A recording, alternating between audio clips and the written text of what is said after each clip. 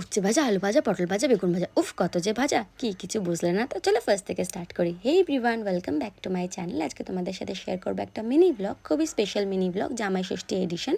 খুব স্পেশাল জায়গায় আমার নিমন্ত্রণ ছিল, গিয়ে দেখলাম পুচকুটা নিজের মতো খেলছে।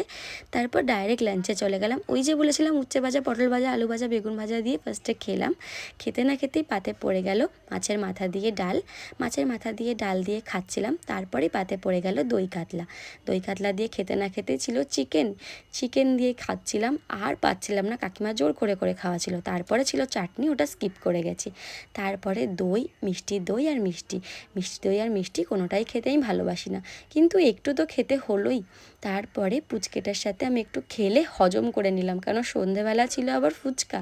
সন্ধেবেলা ফুচকা আনা হয়েছিল, তো আমরা ফুচকা খেলাম।